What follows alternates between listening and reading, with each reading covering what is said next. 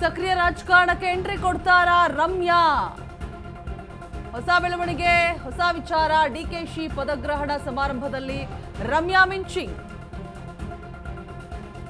ಸಕ್ರಿಯ ರಾಜಕಾರಣಕ್ಕೆ ಮರಳುವಂತಹ ಮುನ್ಸೂಚನೆಯನ್ನು ಏನಾದ್ರೂ ಕೊಡ್ತಾ ಇದ್ದಾರಾ ರಮ್ಯಾ? ಹಾಗಾದ್ರೆ ನಾನು ಬಂದಿರೋದು ಡಿಕೆ ಶಿವಕುಮಾರ್ ಕುಟುಂಬಕ್ಕಾಗಿ. ಇಷ್ಟು ವರ್ಷ ಕಷ್ಟಪಟ್ಟ ಡಿಕೆಶಿಗೆ ಈಗ ಫಲ ಸಿಕ್ಕಿದೆ. ನಾನು ಮತ್ತೆ ಸಕ್ರಿಯ ರಾಜಕಾರಣಕ್ಕೆ ಬರೋದಕ್ಕೆ ಕಾಲ ಕೂಡ ಬರಬೇಕು ಅಂತ ಹೇಳ್ತಾ ಇದ್ದಾರೆ. ಎಲ್ಲದಕ್ಕೂ ಕೂಡ ಸಮಯ ಬೇಕಲ್ವಾ? ನಟಿ ಮಾಜಿ ಸಂಸದೆ ರಮ್ಯಾ ಹೇಳಿರುವಂತಹ ಮಾತುಗಳು. ಸಕ್ರಿಯ ರಾಜಕಾರಣಕ್ಕೆ ಎಂಟ್ರಿ ಕೊಡುವಂತಹ ಸೂಚನೆ ಏನಾದ್ರೂ ಕೊಡ್ತಾ ಇದ್ದಾರಾ ರಮ್ಯಾ? ಹಾಗಾದ್ರೆ ಸಿನಿಮಾ ಬಗ್ಗೆ ಕೇಳಿದಂತಹ ಸಂದರ್ಭದಲ್ಲಿ, ರಾಜಕಾರಣದ ಬಗ್ಗೆ ಕೇಳಿದಂತಹ ಸಂದರ್ಭದಲ್ಲಿ ಎಲ್ಲೂ ಕೂಡ ಮಾತನಾಡ್ತಾ ಇರಲಿಲ್ಲ. ಬಟ್ ಈಗ ಡಿಕೆಶಿ ಅವರ ಕುಟುಂಬಕ್ಕೋಸ್ಕರ ನಾನು ಬಂದೆ, ಎಲ್ಲದಕ್ಕೂ ಕೂಡ ಕಾಲ ಕೂಡು ಬರಬೇಕು ಅನ್ನುವಂತಹ ಮಾತನ್ನು ಹೇಳೋದ್ರ ಮುಖಾಂತರ ಒಂದು ರೀತಿಯಾಗಿ ಕುತೂಹಲವನ್ನ ಮೂಡಿಸ್ತಾ ಇದ್ದಾರೆ ಸ್ಯಾಂಡಲ್ವುಡ್ ಕ್ವೀನ್. ಕರೆಕ್ಟ್. ಈಗ ಇಷ್ಟು ವರ್ಷ ಕಷ್ಟಪಟ್ಟ ಡಿಕೆಶಿಗೆ ಈಗ ಫಲ ಸಿಕ್ಕಿದೆ. ಆ ಫಲ ನಮ್ಮ ಜನರಿಗೆ ಸಿಗಲಿ. ನಾನಂತೂ ಜನರ ದೃಷ್ಟಿಯಲ್ಲೇ ಮಾತಾಡೋದು ರೈಟ್ ಸರ್. ಯಾಕಂತ ಹೇಳಿದ್ರೆ ನಿಮಗೆ ನೆನಪಿರ್ಬೋದು, ನೀವು ಸಿನಿಮಾ ಬೀಟ್ನೆಲ್ಲ ನೋಡ್ತಾ ಇರ್ತೀರಿ. ಬಹಳಷ್ಟು ಗುರುಪ್ರಸಾದ್, ಡೈರೆಕ್ಟರ್ ಗುರುಪ್ರಸಾದ್, ದಿವಂಗತ ಗುರುಪ್ರಸಾದ್ ಅವ್ರು ಹೇಳ್ತಾ ಇದ್ರು, ನಾನೊಬ್ಬ ಹತಾಶ ಪ್ರೇಕ್ಷಕನಾಗಿ ಬಂದಿದ್ದೀನಿ ಅಂತ ಹೇಳ್ತಾ ಇದ್ರು. ಹೌದು ಸರ್. ಹಂಗೆ ನಾವೊಬ್ಬ ಹತಾಶ ಪ್ರಜೆ ಅಂತ ಅಂದ್ಕೊಳ್ಳಿ, ಏನು ಬೇಜಾರಿಲ್ಲ. ಅಂದ್ರೆ ಎಕ್ಸ್ಪೆಕ್ಟೇಷನ್ಸ್ ಆರ್ ಹೈ ಅಂತ. ನೋಡೋಣ, ಸ್ಯಾಂಡಲ್ವುಡ್ ಕ್ವೀನ್ ನಟಿ ರಮ್ಯಾ, ಮಾಜಿ ಸಂಸದೆ ರಮ್ಯಾ ಏನ್ ಮಾತನಾಡಿದ್ದಾರೆ ಕೇಳಿಸ್ಕೊಳ್ಳೋಣ. ಆಸ್ ಎ ಫ್ಯಾಮಿಲಿ ಸಿಎಂ ಆಗಿದ್ದಕ್ಕೆ ತುಂಬ ಖುಷಿ ಆಗುತ್ತೆ. ಅಂದರೆ ಏನಾದ್ರು ದೊಡ್ಡ ಮಟ್ಟದಲ್ಲಿ ಚೇಂಜಸ್ ಮಾಡ್ಬೋದು ಅನ್ನೋ ಒಂದು ಆಶಾಭಾವನೆ ಇದೆಯಾ ನಿಮಗೆ? ಐ ಥಿಂಕ್ ಅವ್ರಿರೋ ಕೇಪಬಿಲಿಟೀಸಲ್ಲಿ ಖಂಡಿತವಾಗ್ಲೂ ಕರ್ನಾಟಕ ವಿಲ್ ಡೆಫಿನೆಟ್ಲಿ ಬೆನಿಫಿಟ್ಸ್. ಅವರು ಸಿಎಂ ಆಗಿರೋ ಕಾರಣದಿಂದ ನೀವೇನಾದರೂ ಪಾಲಿಟಿಕ್ಸ್ಗೆ ಮತ್ತೆ ವಾಪಸ್ ರಾಜಕಾರಣ ಬರೋದಿದೆಯಾ? ಆ ಥರ ಏನಿಲ್ಲ. But today I have just come to celebrate as a family member. ಅವ್ರಿಗೆ ಸೆಲೆಬ್ರೇಟ್ ಮಾಡಿ ಕಂಗ್ರ್ಯಾಚುಲೇಟ್ ಮಾಡಬೇಕು. ಇದಿಷ್ಟು ಸಿಎಂ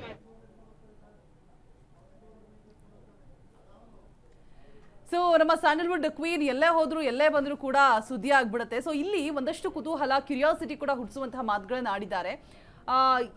ಏನಂತ ಹೇಳಿದ್ರೆ, ರಾಜಕೀಯಕ್ಕೆ ಬರ್ತಾರಾ, ಯಾಕಾಗಿ ಅಲ್ಲಿಗೆ ಬಂದಿದ್ರು? ಸಾಮಾನ್ಯವಾಗಿ ಪ್ರಶ್ನೆ ಅರೈಸ್ ಆದ ಸಂದರ್ಭದಲ್ಲಿ ಅದಕ್ಕೆಲ್ಲ ಕಾಲ ಕೂಡ ಬರಬೇಕು, ಹಾಗೇನಿಲ್ಲ, ಕುಟುಂಬಕ್ಕೆ ಸಪೋರ್ಟ್ ಮಾಡುವಂತಹ ನಿಟ್ಟಿನಲ್ಲಿ ಅಷ್ಟೇ ನಾನು ಆಗಮಿಸಿದ್ದೀನಿ ಅಂತ ಹೇಳಿದ್ದಾರೆ. ಬಟ್ ಕಾಲ ಕೂಡ ಬರಬೇಕು ಅನ್ನುವಂತಹ ಮಾತು ಏನು ಹೇಳಿದ್ರು, ಸೊ ಆಗ ಎಲ್ಲೋ ಒಂದ್ ಕಡೆ ಒಂದು ಕುತೂಹಲ ಹುಟ್ಟುತ್ತಾ ಇದೆ. ಮತ್ತೆ ವಾಪಸ್ ರಮ್ಯಾ ಮರಳಿ ರಾಜಕೀಯಕ್ಕೆ ಎಂಟರ್ ಆಗ್ತಾರಾ ಅನ್ನುವಂತಹ ಕುತೂಹಲ. ಸೊ ನಿಮ್ಗೆ ಏನು ಅನಿಸ್ತಾ ಇದೆ ಸ್ಯಾಂಡಲ್ವುಡ್ ಕ್ವೀನ್ ನ ಮಾತು ಕೇಳಿ? ಅಲ್ಲ, ನಂಗೆ ಇಷ್ಟ ನಟಿ ರಮ್ಯಾ. ಓಕೆ, ಸಿನಿಮಾದಲ್ಲಿ ಇಷ್ಟ, ಸಿನಿಮಾದಲ್ಲಿ ನೋಡೋಕೆ ಇಷ್ಟ. ರಾಜಕಾರಣದಲ್ಲಿ ಬೇಡ ಅಂತೀರಾ? ಬೇಡ, ದಟ್ ಇಸ್ ಹರ್ ಇಂಟೆನ್ಷನ್. ಈಗ ಬಂದು ಏನ್ ಮಾಡ್ತಾರೆ, ಏನ್ ಮಾಡಿದ್ದಾರೆ? ಈಗ ಮೊನ್ನೆ ಕಾಕ್ರೋಚ್ ಪಾರ್ಟಿಗೆ ಬೆಂಬಲ ವ್ಯಕ್ತಪಡಿಸ್ತಾ ಇದ್ರು ಅಲ್ವಾ? ಇವ್ರು ಏನ್ ಹೇಳೋದು, ವ್ಯಕ್ತಪಡಿಸಬಾರ್ದು ಅಂತಲ್ಲ, ನನ್ಗೆ ಅವರ ಸ್ಟ್ಯಾಂಡ್ ಬಗ್ಗೆ, ಅವ್ರು ತೆಗೆದುಕೊಳ್ಳುವಂತ ನಿರ್ಧಾರಗಳ ಬಗ್ಗೆ ಒಂದಿಷ್ಟು ತಕರಾರುಗಳಿದ್ದಾವೆ. ಹಾಗಾಗಿ ಅಂದ್ರೆ ಇನ್ನು ಸ್ವಲ್ಪ ಪ್ರಬುದ್ಧತೆಯಿಂದ ನಿರ್ಧಾರಗಳನ್ನ ತೆಗೆದುಕೊಳ್ಬಹುದು ಅನ್ನೋದು ಒಂದು ಅನ್ಸುತ್ತೆ. ಹಾಗಾಗಿ ಬರ್ಲಿ, ನೀವು ಯಾರಾದ್ರೂ ಬರ್ಲಿ, ನೀವು ಬಂದ್ರು ಓಕೆ, ಆದ್ರೆ ಏನ್ ಮಾಡ್ತೀರಾ ಅನ್ನೋದು ಇಂಪಾರ್ಟೆಂಟ್. ನೀವು ಕೊಟ್ಟ ಮಾತಂಗೆ ನಡ್ಕೊಳ್ತೀರಾ ಅಷ್ಟೇ ಅಲ್ವಾ? That is the point. ಅಂದ್ರೆ ನಡ್ಕೊಂಡಿಲ್ಲ ಅಂತ ಸರ್ ರಮ್ಯಾ ಕೊಟ್ಟ ಮಾತು ಹಾಗೆ ಅಂದ್ರೆ ಈಗ ರಾಜಕಾರಣವೇ ಹಂಗಿದೆ ಅಲ್ಲ ಪರಿಸ್ಥಿತಿ. ನಡ್ಕೊಂಡಿಲ್ಲ ಅವರು. ಈಗ ಅದು ಸ್ಪಷ್ಟವಾಗಿ ಹೇಳ್ಬೇಕು, ಹೌದ್ರೆ ಹಿಂಗ್ ಬರ್ಬೇಕು ಅನ್ನೋ ಆಸೆ ಇದೆ, ಅದೇನು ಹೇಳಲ್ಲ. ನಾವು ಕೇಳೋ ಪ್ರಶ್ನೆಗೆ ಅದನ್ನ ಡೌಟ್ಫುಲ್ ಆಗಿ ಮಾತಾಡ್ಕೊಂಡಿರ್ತಾರೆ ಅಲ್ವಾ? ನೋಡೋಣ, ರಾಮಲಿಂಗಾರೆಡ್ಡಿ ಅವರೇನೋ ಮಾತನಾಡ್ತಾ ಇದ್ದಾರೆ, ಬನ್ನಿ ಕೇಳಿಸ್ಕೊಳ್ಳೋಣ. ಹಿರಿಯರಿಗೆ 4-5 ಬಾರಿ ಗೆದ್ದಂಥವ್ರಿದ್ದಾರೆ, ಅವ್ರಿಗೆಲ್ಲ ಅವಕಾಶ ಹೈಕಮಾಂಡ್ ಮಾಡಿಕೊಡ್ತಾರೆ ಅಂತ ಭಾವಿಸಿದ್ದೀನಿ. ಖಾತೆ ಬಗ್ಗೆ ಇನ್ನೂ ಗೊತ್ತಿಲ್ಲ. ಮುದ್ರಾ ಇಲಾಖೆ ನಿಭಾಯಿಸಿದ್ರಿ, ಸಾರಿಗೆ ಇಲಾಖೆ ನಿಭಾಯಿಸಿದ್ರಿ. ಎಲ್ಲ ಇಲಾಖೆಗಳು ಹಿಂದೆ ವಿದ್ಯಾ ಇಲಾಖೆನಲ್ಲೂ ಇದ್ದೆ, ಹೋಮ್ ಇದ್ದೆ, ಬೆಂಗಳೂರು ಡೆವಲಪ್ಮೆಂಟ್ ಇದ್ದೆ, ಆಮೇಲೆ ಫುಡ್ ಆ್ಯಂಡ್ ಸಿವಿಲ್ ಸಪ್ಲೈಸ್ ಇದ್ದೆ. ಅದಕ್ಕೂ ಮುಂಚೆ ಸ್ಟೇಟ್ ಮಿನಿಸ್ಟರ್ ಆಗಿದ್ದೆ. ಇಂಡಸ್ಟ್ರೀಸು ಮತ್ತು APMC ಹಣಕಾಸು ರಾಜ್ಯ ಸಚಿವನು ಎಲ್ಲ ಆಗಿದ್ದೆ, ಮುಜರಾಯಿ ಆಗಿದ್ದೆ, ಟ್ರಾನ್ಸ್ಪೋರ್ಟು ಆಗಿದ್ದೆ. ಹಾಂ, ಈಗ ನಾನು ಈ ಮಂತ್ರಿ ಆಗೋದಕ್ಕೂ ಲಾಬಿ ಮಾಡಲ್ಲ ಅಂತ ನಿಮಗೂ ಚೆನ್ನಾಗಿ ಗೊತ್ತು ಅಲ್ವಾ? ಪೋರ್ಟ್ಫೋಲಿಯೋಗೂ ಲಾಬಿ ಮಾಡೋಕ್ಕೆ ಹೋಗಲ್ಲ ಅಂತ ಎಲ್ರಿಗೂ ಗೊತ್ತಿರ್ತಕ್ಕಂಥದ್ದೇ. ಆದರೆ ನನ್ನ ಸೀನಿಯಾರಿಟಿಗೆ ತಕ್ಕನ ಯಾವುದನ್ನ ಕೊಡಿ ಅಂತ ಕೊಡಲಿ ಅಂತ ಅಷ್ಟೇ, ಕೊಡಿ ಅಂತ ಕೇಳೋಕ್ಕೂ ಹೋಗಲ್ಲ. ಅಲ್ಲ ಸರ್, ನೀವು ಬೆಂಗಳೂರು ಉಸ್ತುವಾರಿ ಕೇಳಿದ್ರಿ ಅಂತ. ಇಲ್ಲ, ನಾನು ಯಾರನ್ನೂ ಕೇಳಿಲ್ಲ. ಆ? ಹೌದು, ಅದು ಹೋದ್ಸಲಿ ಅದು ನಾನು 8 ಸಲ ಗೆದ್ದಿದ್ರು ಕೂಡ ಹಿಂದೆ ಲಾಸ್ಟ್ ಟೈಮು ಟ್ರಾನ್ಸ್ಪೋರ್ಟೇ ಮತ್ತೆ ಅದನ್ನು ಮೊದಲು ಮಾಡಿದ್ನಲ್ಲ 4 ವರ್ಷ 4 ತಿಂಗಳು, ಅದರಿಂದ ಮತ್ತೆ ಅದನ್ನೇ ಕೊಟ್ಟರು ಅಂತ ಬೇಸರ ಆಗಿತ್ತು ಅಷ್ಟೇ. ಈಗ ಅವಕಾಶ ಇದೆಯಲ್ಲ, ನೋಡೋಣ ಏನು ಮಾಡ್ತಾರೆ. ನೀವು ಇಷ್ಟು ಖಾತೆ ನಿರ್ವಹಣೆ ಮಾಡಿದ್ದೀರಿ ಸರ್, ಅಂದರೆ ತಮ್ಮ ಸಂತೃಪ್ತಿ ಕೊಟ್ಟಂಥ ಖಾತೆ ಯಾವುದು? ಎಲ್ಲ ಇಲಾಖೆನಲ್ಲೂ ಚೆನ್ನಾಗಿ ಕೆಲಸ ಮಾಡಿದ್ದೀನಿ ಅನ್ನೋ ಸಂತೃಪ್ತಿ ನನಗಿದೆ. ಅದು ಸಣ್ಣದಿರಲಿ ದೊಡ್ಡದಿರಲಿ.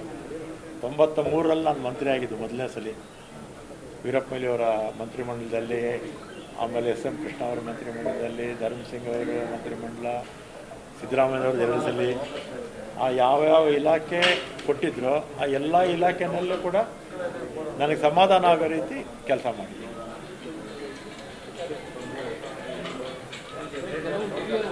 ಅವಕಾಶ ಮೊದಲು ಕೊಟ್ಟಿಲ್ಲ ಅಂತ ಸ್ವಲ್ಪ ಬೇಸರ ಹೊಂದಿದ್ದಾರೆ. HK ಪಾಟೀಲ್, ಲಾಡು, ಗಣೇಶ್ ದೊಡ್ಡವ್ರನ್ನ ಸ್ವಲ್ಪ ಬ್ಯಾಲೆನ್ಸ್ ಆಗುತ್ತಾ ನೆಕ್ಸ್ಟ್ ಇದರಲ್ಲಿ? ಸಹಜವಾಗಿ ಬೇಸರ ಆಗಿರುತ್ತೆ. ಅಂದರೆ ಇನ್ನು ಮುಂದಕ್ಕೆ ಇನ್ನೂ 20 ಸ್ಥಾನ ಇದೆಯಲ್ಲ, ಅದನ್ನು ನೋಡಿಕೊಂಡು ಹೊಸಬರು ಹಳಬರು ಎಲ್ಲ ನೋಡಿಕೊಂಡು ಹೈಕಮಾಂಡು, ನಮ್ಮ ಮುಖ್ಯಮಂತ್ರಿಗಳು, ಮಾಜಿ ಹಾಲಿ ಅವರೆಲ್ಲ ತೀರ್ಮಾನ ತಗೊಳ್ತಾರೆ. ಮೊದಲನೇದಾಗಿ ಹಿರಿಯರಿಗೆ, ಎರಡನೇ ಅವಧಿಗೆ ಹಿರಿಯರಿಗೆ 45 ವರ್ಷದ ಒಳಗಡೆ ಅಂತ ಇದೆಯಲ್ಲ ಸರ್, ಯಾವುದಕ್ಕೆ? ಎರಡನೇ ಅವಧಿಗೆ 45 ವರ್ಷದ ಒಳಗಿನವ್ರನ್ನ ತಗೊಂತೀವಿ ಅಂತ ಯುವಕರನ್ನ ತಗೋತೀವಿ ಅನ್ನೋದಿದೆಯಲ್ಲ. ಯುವಕರಿಗೂ ಅವಕಾಶ ಕೊಡಬೇಕು.